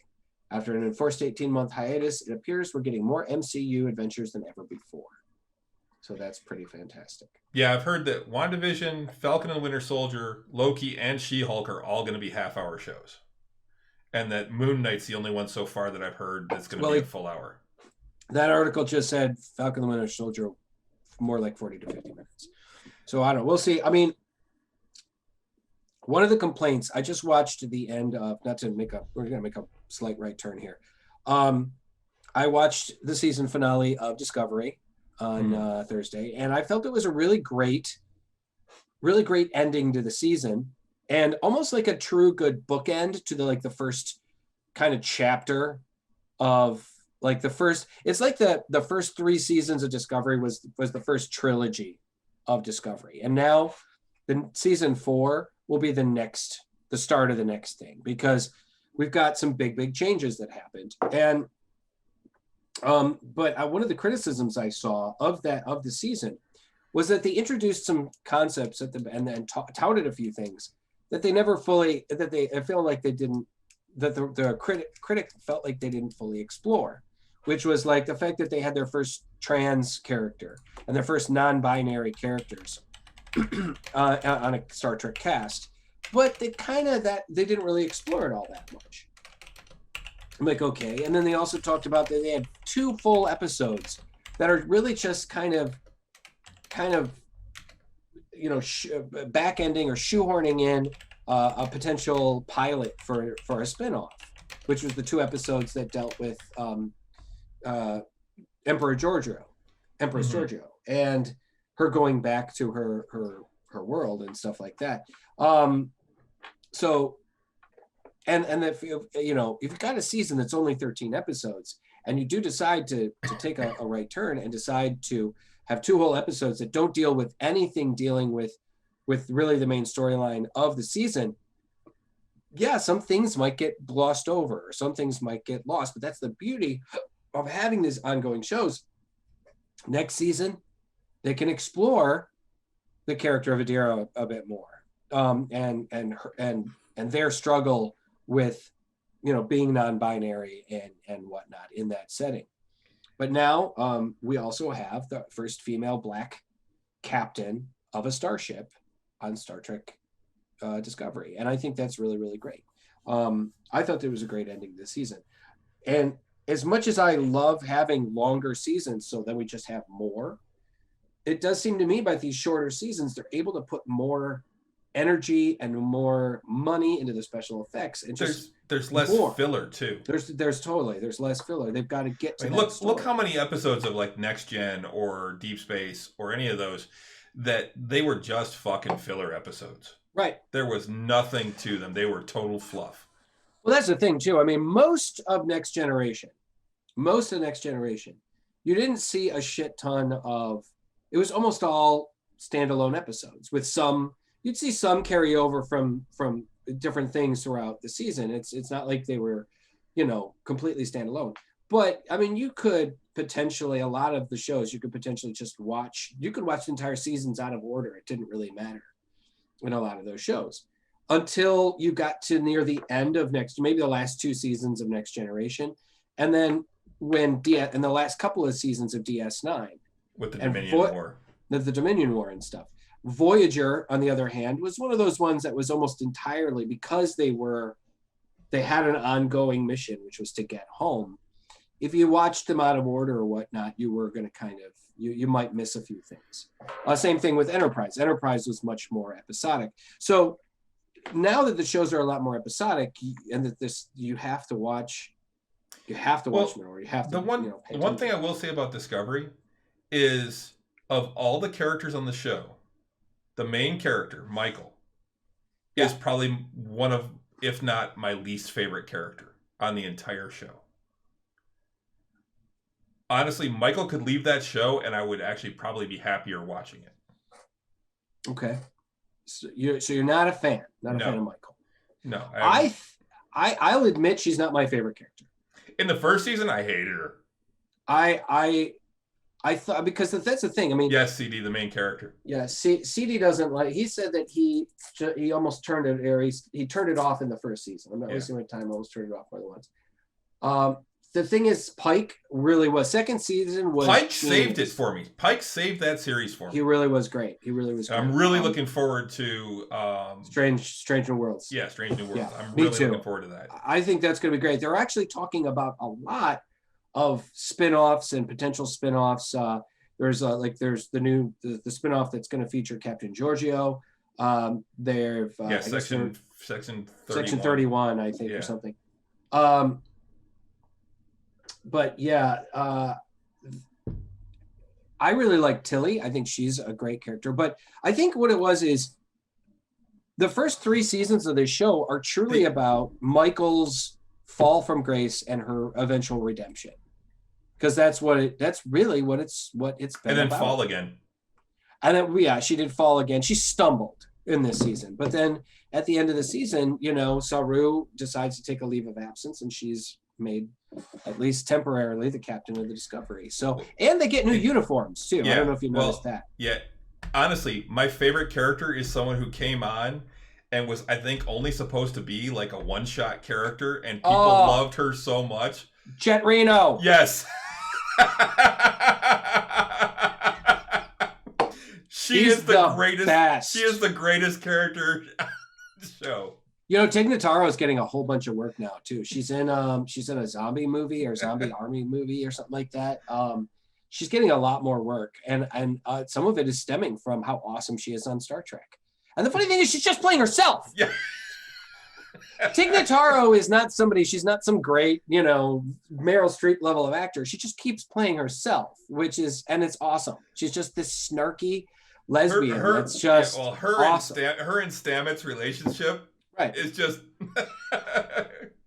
I really like Stamets and his partner. Yes. Hugh. I think they're a great combination. I particularly like Hugh because Renee said I love Stamets and Reno. Yeah, I think Stamets and Reno, the two of them interacting together are great. Anything, honestly, I at first I didn't like Stamets because I thought he was just kind of an ass, but I like how they have softened him over the last two seasons, and they've made him a much more likable character. The fact that he's pretty much adopted Adira. Yeah. And it's it's him and Hugh. Right, Hugh. But and then Hugh actually being able to see Gray as well when they were, on the planet with the one that won Kelpian. I thought that was really, really cool too, So, and man, that actor made a hell of a Vulcan. Oh, the actor that plays Gray. I mean, they just like had a perfect face for a young Vulcan. It was really wild. So CD said Paul Stamets in real life. Listen to his Joe Rogan podcasts. That guy has crazy mushroom science. Actual mushroom scientist. Mycologist, yeah. Really? Well, that makes sense that he, maybe he studied mushrooms and whatnot to have a greater understanding of. Well, it's like his role. Mayim Bialik is actually a neurobiologist. Oh yeah, and absolutely. She played a neurobiologist on TV. Actually, her new show, Call Me Kat, is getting really good reviews. Apparently, people. We watched the first two episodes. The first episode is kind of eh. The second episode was way better. It was. Oh, really? It actually made me laugh out loud a couple of times. It was pilot to second episode. Sometimes changes are made. Apparently, she does speak to the audience. Yes, the fourth wall is broken almost constantly, and actually a little too much. I think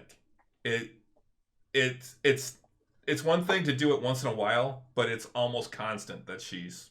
It's kind of funny to the audience. Didn't she do that on Blossom? I don't know. It's been so long since I saw Blossom. I think she might have. I mean, Blossom was 30 years ago, dude. Yeah. Oh, not the actor, a real guy. Okay, so look, Joe Rogan must have had a real mycologist on. The interesting, but like I said, I like Tilly. I think she's fun. I really liked Saru. I liked Captain Saru. I've come to like Michael better in this season, but she, as much as I think that every once in a while, as particularly on a Star Trek show, that every once in a while somebody has to defy an order to get something done. I think she does it too much. Yeah, and she's like Poe. Yeah, in that she defies orders too much. Yeah, and now granted, and in the first season we saw how that didn't work out for her, but in this season we also saw it not work out for her, and a couple of times, she was the first officer, then she got demoted. Because she fucked up, and so I do like the fact that they showed consequences for her actions, and so I am curious to see how season 4 is going to go now that they've discovered that what the source of the burn was, and now they can. I guess the idea is we're going to see Discovery using their spore drive to basically deliver dilithium to the farther parts of the Federation, so that they can bring the Federation back together again, which is pretty, which is cool. And I think Discovery is fantastic. Personally, I think it is some of the best Star Trek that we've had, but I do recognize the problems and the issues, and I'm glad that they addressed some of those, like in the second season where they addressed the changes to the Klingons, and they, Klingons started growing their hair again, and they talked about how it was that many of them had shaved their head because of it was because they were at war or something like that, and they started to kind of take them back to their original look. I like the fact that they recognized the problems with the first season, and they brought in Pike to kind of create this stability factor and things like that, and so I'm looking forward, and of course, and seeing Spock too. I thought that was pretty great too. We'll see. As I say, CD still is pretty. Do the Klingons have another unspoken genetic change? No, I don't think so. I think they were trying to define that there were different tribes of Klingons. I think that was one of the other things too. Like basically, different houses have different like traditions and stuff like that. That's how they tried to explain. Kind of like the whole Mandalorian thing with there's certain Mandalorians that won't take off their helmets, but right, exactly. So, main makeup change. No, I mean they did. It was a rather dramatic change in the makeup style, but yeah, and they did change him for the second season. Yeah, they kind of tweaked them a little bit. They kind of made them that a little bit more in between the two of the original look and the newer look. And then I'm like, honestly, I liked how Enterprise explained why the original Klingons from the original series looked the way they did. I thought that was a pretty cool explanation. Yeah, Worf did mention it. It's like, we don't talk about it. And then in Trials and Tribulations, yeah, he's like, we don't talk about it. And then in Enterprise, they actually did figured out and exactly why they looked that way. They were victims of a genetic plague, basically. Which was a great way of explaining we didn't have as good a makeup back then. Yeah, exactly. Yeah, we don't speak of that. I loved that. That was so great. Yes, those are Klingons. Where? I don't see any. They're right there, over there. Those are Klingons? We don't talk about it. Yeah, that's one of my favorite. That's one of my favorite episodes of DS9. Was that well, one of my favorite episodes of Next Gen is the one where Q basically puts them all in Robin Hood. And I am not a merry man. Yeah. Or when he walks over and grabs the loot from Geordi and just smashes it and hands it back and says, sorry. Sorry. Yeah. Is that season 1 or season 2? It's not season 1. I think it's actually season 3. It's really early, I think. Yeah, but it was really funny. It had to be season 3 or at least season 2 because Tasha wasn't in the episode. Right, that's the thing, and Riker had a beard. Right, and Worf had a stronger presence on the show. He was more so, yeah. His hair was longer, and so it's probably season 3. I think you might be right.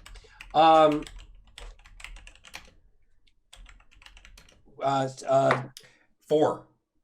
It's actually the end of season 4. It's season 4, episode 20. Wow, no shit. Called Cupid. Yeah, you're right. Okay, yeah. Yeah. Oh, well, speaking of, shows and whatnot and passionate shows. Yeah. Stella and I did finally finish. We did finally finish our complete watch through of Big Bang Theory last night. Thank you. I had seen the series finale. I had seen it before. But most of the last 3 seasons I hadn't seen. So that was pretty cool to kind of sit down and see those for the first time. And it was a good ending. I think Stella said it best. She said that was one of the most satisfying endings to a TV show that she had ever watched. And I had to agree. It was a very satisfying ending. Mm-hmm. It left things kind of open for not necessarily for a sequel or whatever, but it didn't give you that finality of this show, their lives are done, their lives are over, whatever. It just kind of showed, hey, these are people that are going to continue to live their lives, and they just had these amazing accomplishments, and yep. and even going so far as to see, Leonard and Penny, decide that, hey, or find out they're pregnant and they're okay with it, or the second to last episode where, third to last episode where Leonard kind of has a moment with his mother and figures out closure with the issues with his mom, and even Stuart and his girlfriend deciding to move in together, and the growth of that relationship. Stuart. Wait, wrong show. Stuart. It's a solid show. We were thinking about maybe watching Young Sheldon, or I don't know, maybe. I couldn't get into that one. I had trouble with the woman. The woman who plays his mother is actually the daughter of Laurie Metcalf, who plays his mom on the original, or on really? Yep. Yeah, I knew her. That's her daughter. Wow. And the funny thing is, the makers of the show did not know that when she auditioned. Huh. Yeah. Yeah. Pretty cool, huh? Yeah, I don't remember what it was I knew her from, because I actually had seen her in something else. Now I gotta look it up.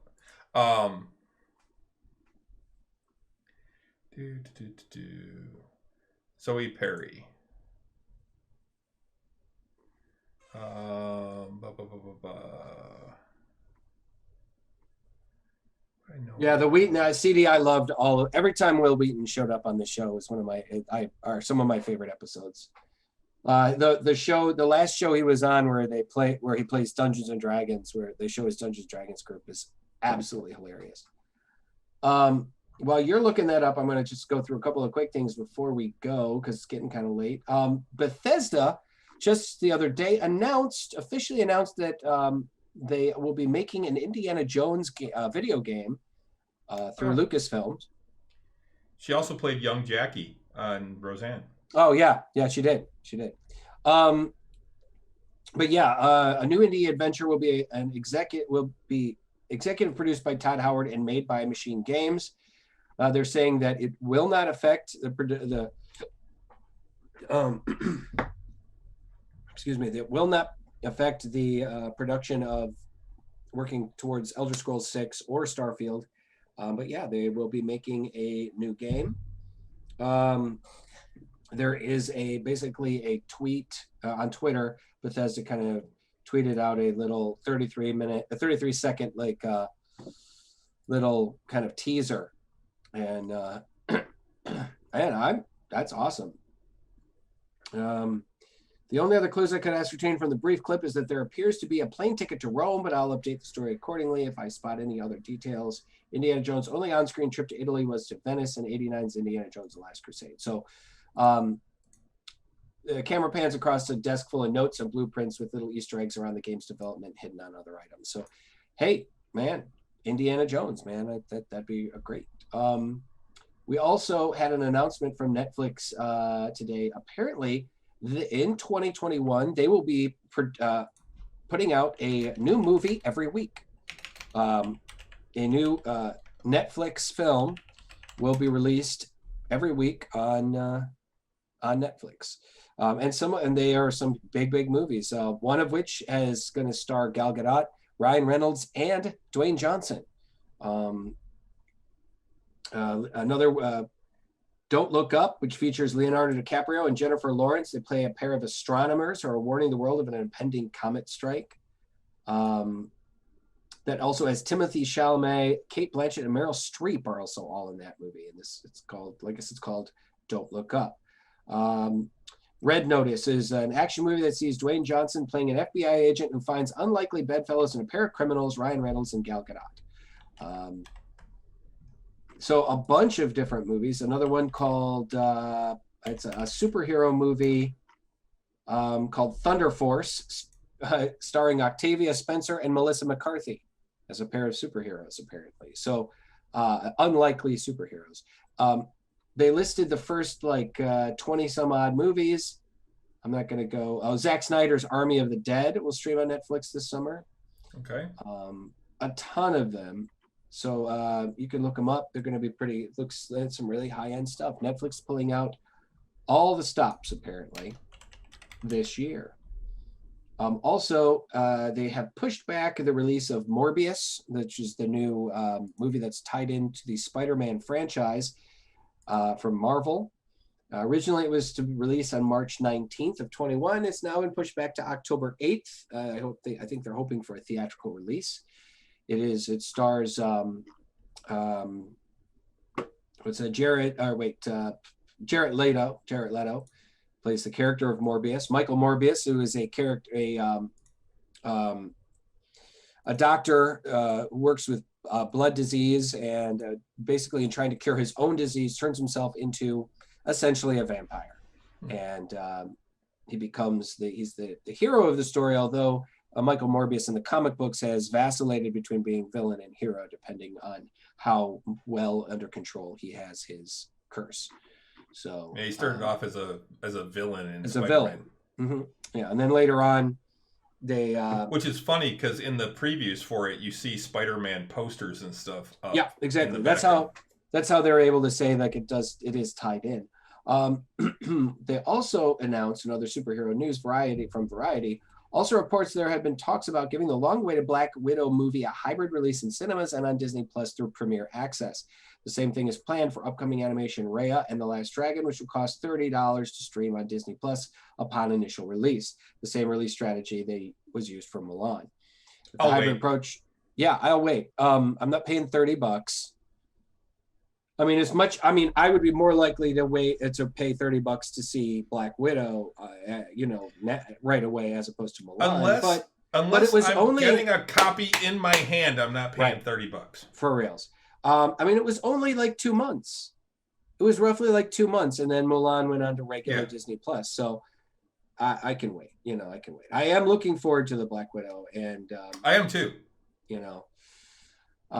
So we'll see. If the hybrid approach is adopted by Disney, the studio will be following in the footsteps of Warner Brothers. All of their 21 movies, including Dune and The Suicide Squad, will be released simultaneously in cinemas and on HBO Max. Dude, I'm wondering if we're even going to have movie theaters after 2021. I think the movie after this situation, after the pandemic, I think the movie theater industry will be dramatically different. I think we will be seeing a big change in how movies are made and and I think, the streaming services are kind of the way to go. That's the way things are going to be. As much as I love going to the movies, honestly, I got a 58-inch television that looks great. I mean, I watched Wonder Woman 84 and on my Which, TV, by the way, great. Speaking of that, do you see that's dropped to Rotten on Rotten Tomatoes? No, I hadn't seen that. Yeah, the other day I saw a thing saying that Wonder Woman 84 had dropped to Rotten on Rotten Tomatoes. Instead of certified fresh, and it dropped down. Well, that's unfortunate, because although it's not as good as the first one, it's not a terrible movie. It's not. I didn't think it was that good, dude. I really didn't. I didn't think it was bad either. I mean, it had a few issues, at best meh.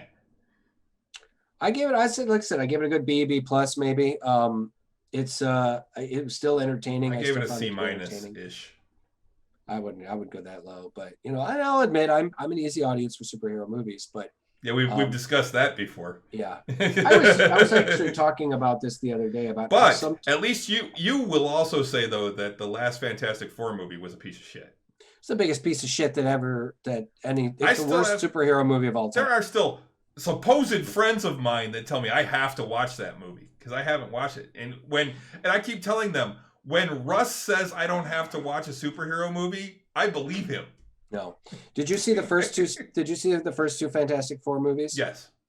Okay, just keep those in your brain for Fantastic Four cinema, because even though those were not the best, they were leaps and bounds better than that Fantastic Four movie. That was awful, absolutely terrible, the worst. And quite often, I'm one of those people that's like, you got to see the bad stuff to appreciate the good stuff. Nah, man, just forget that one. Kind of like watching Catwoman. You don't need to see that ever. You know what I would put? Watch Elektra. All right. If you really want to see a bad superhero movie that still has some redemptive a bit, Elektra. Fantastic Four was just not good. And no. Makes Daredevil look like Oscar winning.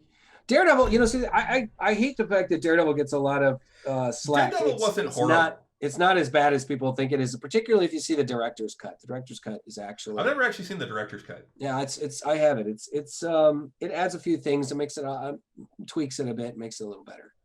So, but we should probably wrap things up. Well, I just have one more thing real quick, right. And that is the Deadpool.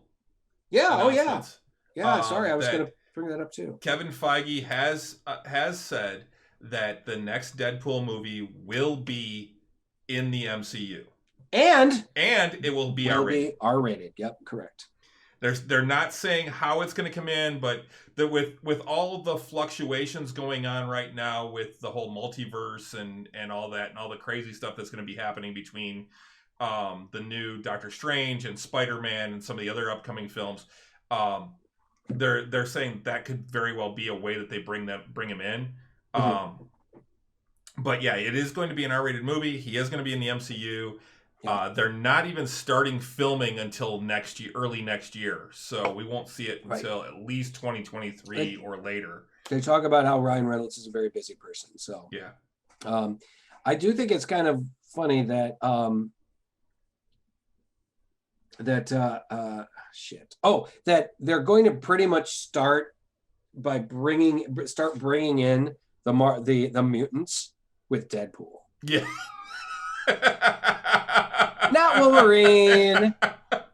Not Cyclops. Well, they're saying that we may see Storm in Black Panther 2. There's rumors of that. They've talked about there potentially we could see various mutant characters brought in through the next few movies. They've talked about possibly Wolverine showing up in one of the next few movies or something like that too. Maybe Storm seeing Storm in Black Panther 2 would be a perfect place to introduce her to the MCU. Perfect. People are also talking about, well, if the mutants, how are they going to bring in the mutants? Are they going to just make them mutants like they always existed? They just never got involved? Maybe. I mean, the Earth is a big place and the Marvel Universe is a big place.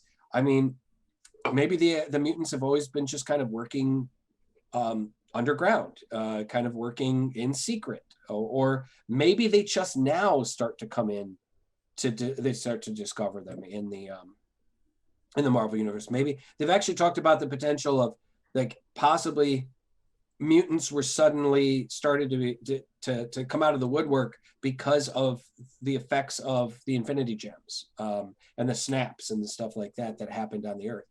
So granted, that's not canon in the comic books, but it could be a way of bringing in these characters and stuff. I mean, we're also getting closer and closer to seeing the Eternals too, and that's they're like, well, where were the Eternals? Or during all these other things that happened in the Marvel Universe, they were doing their own thing, So I'm excited. I'm excited to see how what they do and how they do it. And I also saw a thing.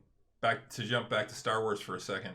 I saw a thing where the Nerdist actually had an article on how Star Wars could make Mara Jade canon again.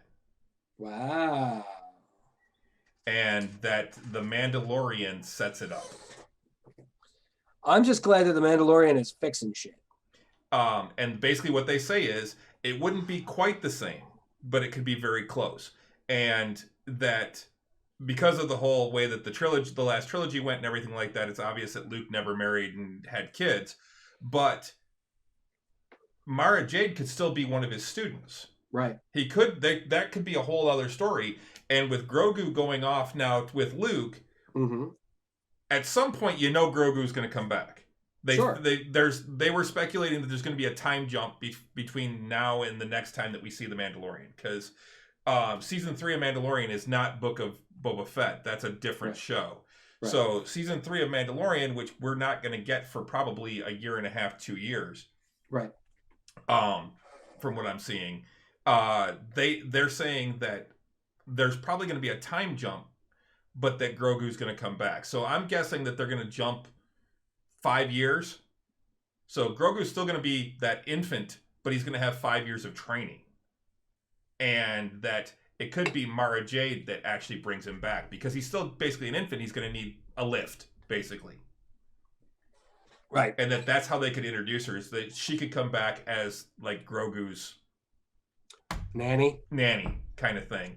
Companion. And that she could be completely in love with Luke and they could have this whole romance thing, but rather than being what it was in the novels and everything, it's more the Obi-Wan and Satine. I think it's Satine. The Mandalorian chick. Yeah. That he was that he was obviously in love with. Right. But that because he believed in the Jedi way, he could not become involved. Right. I think it's just a kind of a bummer that we are going to have to wait for as long as we are going to have to wait to get more Mandalorian and stuff, I do think now that the Mandalorian has introduced the concept of Grand Admiral Thrawn, we could see a lot of those characters. Well, that's the thing. We're going to see Thrawn. Yeah. And Thrawn and Mara Jade were introduced in the same novel. Right. Exactly. So. But that's one of the things they said too, though, is that Timothy Zahn would have to sign off on any use of Mara Jade in any other format. Well, I mean, did he sign off on the use of Thrawn? So I believe he did for Rebels and all. Oh, okay. I see. Because remember, Rebels, Thrawn was reintroduced in Rebels. Right. Yes. I haven't watched that yet, but I am aware that he did show up in that. So that made me go. It gave me like kind of inspired me to watch it. I was like, "Cool shit, Grand Admiral Thrawn," because I always liked him as a villain. I thought he was a hell of a villain. He's a smart villain. Yeah, he was a great villain. It's one of the best parts of those novels was Grand Admiral Thrawn. Mm-hmm. So scary as fuck. So yeah, last couple of things. I guess I am still playing. I've been playing the hell out of Cyberpunk. Me too. I am enjoying it. I do still have the occasional issue. Like it was so funny. Like floating cigarettes. Or the like I summoned one of my vehicles one time and it just drove past me. And it kept going, and then I see it turn, like go around the block, and I'm watching the map, and I just like, wait, where is it now? And it's going, and then I see it just circling at the corner. It's just circling, and it's all beat up. It would obviously run into a whole bunch of shit. And I'm just like, finally, I just blew it away. I just boom, and because at this point, the cars will regenerate. But I was just like, and I summoned a different vehicle, and it was like weird. That was just weird. What level are you now? I am 26. Holy shit. Yeah. You are like way past me. I thought I was doing all right at like 10. No, I'm 26, and I know there is a level cap. I think it may be 30. I thought 20 was the level cap. I thought it was too, but nope. I knew it wasn't because I've been getting some items. People have time. I got all the time. The level cap. I was getting items that I couldn't use until I hit like level 26 or 24 or whatever, and I went, oh, okay, well then obviously there's more, but I haven't gotten anything that goes past 30. So I'm guessing, and I've been using kind of my each of my character stats. I've been kind of like they're one off of each of them. So my strength is the highest, and I just kind of go. Okay, yes. A buddy of mine told me just pick 2 and max them out, and then right. I know you said that. Then go back. I'm like, I'm having trouble doing that now, though. Right, exactly, because you come across things like like there's doors that you can't open unless your strength is at at a certain point. I come across there was one that I couldn't open unless my strength was 20, and I'm just like, holy shit! And that's the other thing too, because you as you're using them, you progress and you get more perk points and stuff. But they'll your various like stats that are within the stats only go as high as the parent stat. So eventually there'll be a cap. I will guess that when they add DLC and stuff like that, they'll probably up the level cap. But I'm still having a great time. The story's great. Yeah, the story is a lot of fun. I'm doing a lot of the side quests. I'm kind of slowly doing the main quest because I really Did you get what was it? Crap, I gotta look up the name of it now. Hold on. I don't want to mess up the name because it's fucking funny as hell. Oh yeah, I think I know what you're talking about. The club? Yes. Sir John Fallistiff. That's yeah, I still have it. I still have it in my inventory. Oh, it's going in my stash. Yeah, it's going in my stash because it's just I'm like, you never know when you're gonna want to beat somebody with a dildo. With a dildo, and the funny thing is you can craft it. You can make another one if you want. You can make ones that are more powerful. Well, that's the thing, like when my buddy got it and he sent me pictures of it, he's like, dude, look what I just got. Yeah. And I'm like, that's hilarious. He's like, yeah. He goes, it's like the best. It's like the greatest melee weapon I've got. It does like 400 damage, and I have a katana that unfortunately when I got it, I have a katana that does more damage. So that's the one I'm going to use for my melee weapon. But the thing is you still need a blunt weapon sometimes because you have to. There are times when you got to not kill things, and but you got to knock them out. there's actually perks, or there's actually things where you can get mods where all of your weapons are non-lethal. Yes, I know. I haven't been doing that. Dude, I mean, I'll tell you one thing. That game gets damn bloody, man. If you're walking around with a katana or a machete, and you get to the point where you use you have the mantis blades, man, you cut somebody to ribbons. I have beheaded. I had some gun that it was a rifle that it charges up and shoots, and if you're at point blank range and shoot them in the head, their head just fucking explodes. It evaporates. Right? Yeah, I've had situations where I blew people to pieces, like their arms and legs go in opposite directions, and they're just like, oh. I mean, and I did eventually get gorilla arms. And so now my punches are much stronger, and they do blunt, it's blunt damage. So I can knock people out. But that's the thing. I have hit guys with I found a hammer was really cool. A big old like sledgehammer. I found, and I was hitting guys with the sledgehammer, and it says non-lethal damage, but they're like blood everywhere. I'm like, but that motherfucker is still alive. I'm surprised, because there's a side quest from one of your early fixers where she wants you to find all of the cyber psychos. Yeah, you're not supposed to kill them. You're just supposed to knock them out so that they can be treated and potentially cured. Yeah, or you can shoot their legs, I guess. Can you? Okay. Yeah, that's what I've heard. Is when you get them low, you shoot their legs. Oh, okay. I the first two I beat the hell out of with that big old dildo. I haven't beat the first one yet. She keeps kicking my ass. I got her down to like a quarter, and I stopped going after her. I'm like, I'm gonna go do other things and then come back to her later. Right. If I remember correctly, the first one was really hard. She's the one that comes out of the tub with the mantis blade. Yeah. Oh yeah. Yeah, because she also had like the super speed legs and stuff. Yeah, and she sets you on fire. Right. Yeah. So I have been getting the higher implants, and I've been doing missions. I'm doing racing missions now. There's some really cool racing missions.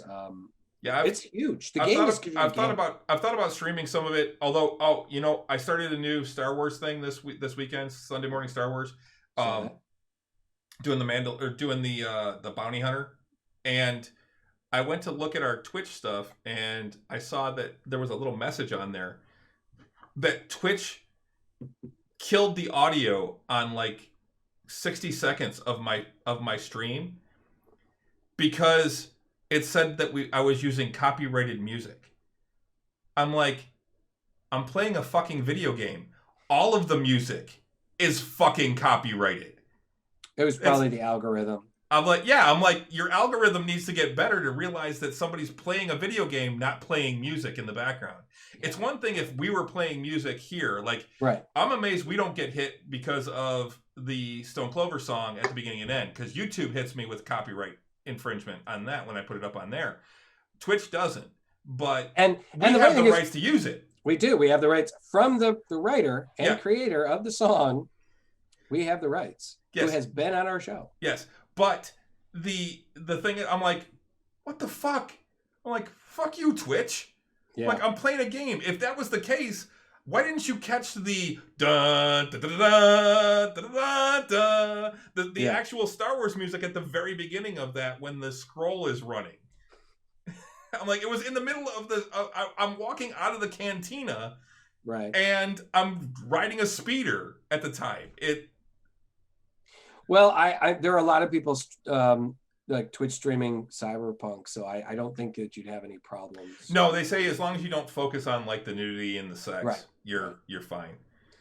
Don't just spend a night, running around grabbing Joy Toys and banging them all night. So we get kind of boring, honestly. It's only the two.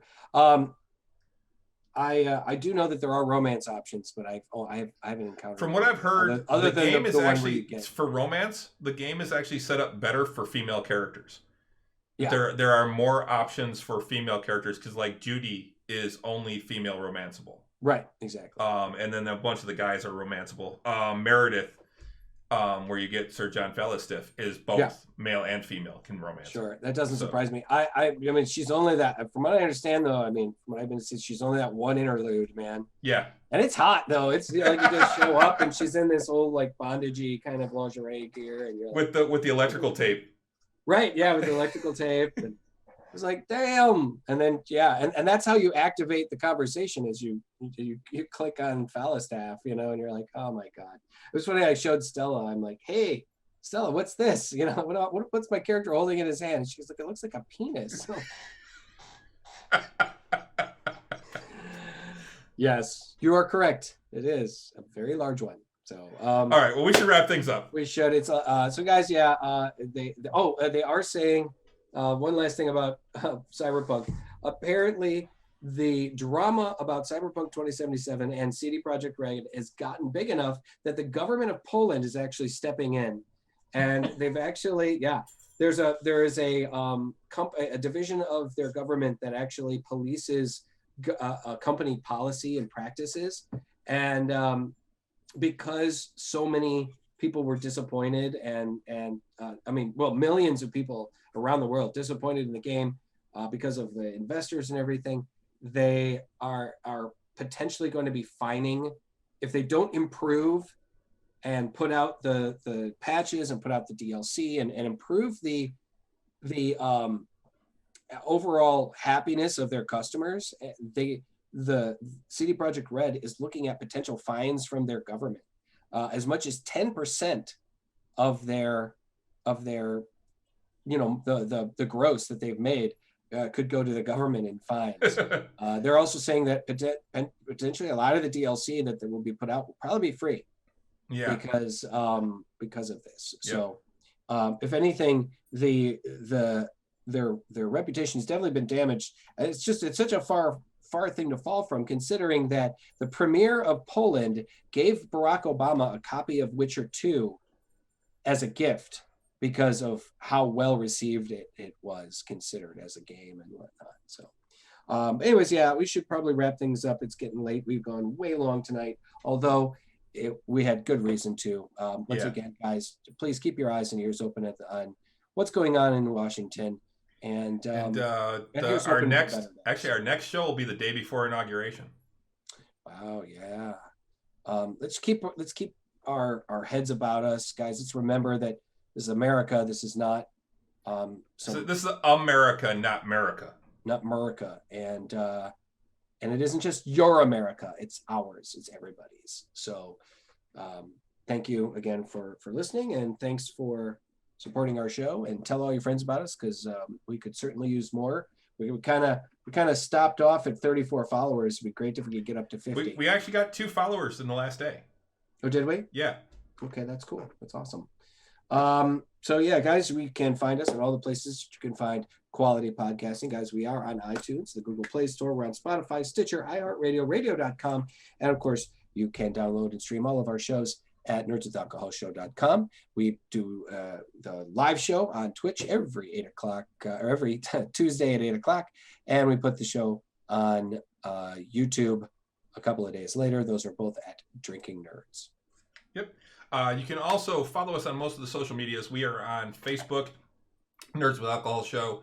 We are on Twitter at Drinking Nerds, Instagram, Drinking Nerds, and we are on Untapped, the beer drinking app.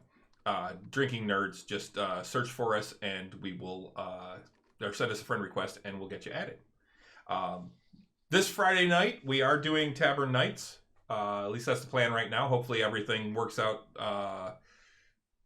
as far as schedules this time. Yes. We had 3 people that couldn't make it last week, and it was just too many for what we were doing. So yeah, exactly. And so when you have half the group not be able to show up, so guys, we have thought about potentially, Chris brought this up, possibly, I don't know, we might be doing like a discussion show too. We ever thought about maybe doing something like that too, about the game specifically. So that's about still D&D and the adventure so far and things like that. Exactly. It's kind of like a Talks Machina, like Tavern Talk.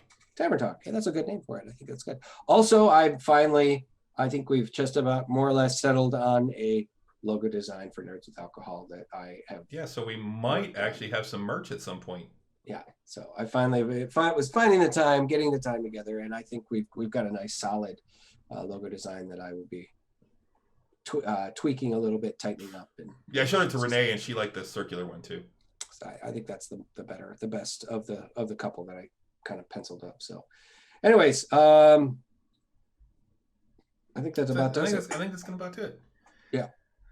So, all right. Well, until next time. Until next time. Sláinte. Sláinte. It's pretty good. That was all right. All right. Have a good week, everybody. Good night.